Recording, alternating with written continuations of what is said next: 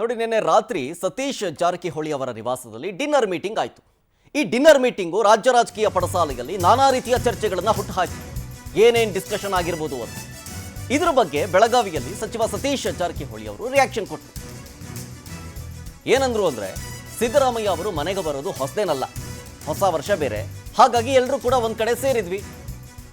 ಆದರೆ ಈ ಸಂದರ್ಭದಲ್ಲಿ ಅಧ್ಯಕ್ಷ ಆಗಿರ್ಬೋದು ಅಥವಾ ಸಿಎಂ ಬದಲಾವಣೆ ಕುರಿತು ಆಗಿರ್ಬೋದು ನಮಗೆ ಯಾವುದೇ ರೀತಿಯ ಮಾಹಿತಿ ಕೂಡ ಇಲ್ಲ. ಮುಂದಿನ ಬಾರಿ ಮತ್ತೆ ನಮ್ಮ ಸರ್ಕಾರ ಬರಬೇಕು ಅಂತಷ್ಟೇ ಚರ್ಚೆ ಆಯಿತು ಅಂತ ಸತೀಶ್ ಜಾರಕಿಹೊಳಿ ಅವರು ರಿಯಾಕ್ಷನ್ ಕೊಟ್ಟರು. ಹೆಂಗಾರ ಹೊಸ ವರ್ಷ ಇತ್ತು, ಬಹಳಷ್ಟು ಮಂತ್ರಿಗಳು ಕೂಡಬೇಕು, ಮಾತಾಡ್ಬೇಕಾದ್ರೆ ಅದಕ್ಕೆ ಸಿಎಂ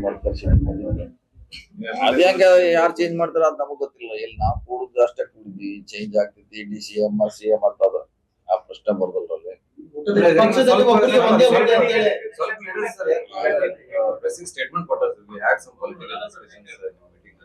ಅದೇ ಹೇಳಿದ್ರಲ್ಲ, ಈಗ ಅಲ್ಲಿ ಬಂದಾಗ ರಾಜಕೀಯ ಬಗ್ಗೆ ಸಂಘಟನೆ ಮುಂದಿನ 28 ನಮ್ ಸರ್ಕಾರ ಬರಬೇಕು, ಇವೆಲ್ಲ ಚರ್ಚೆ ಸ್ವಾಭಾವಿಕ ಆಗೇ ಆಗಲ್ಲ ಅಂತ ಹೇಳಿ.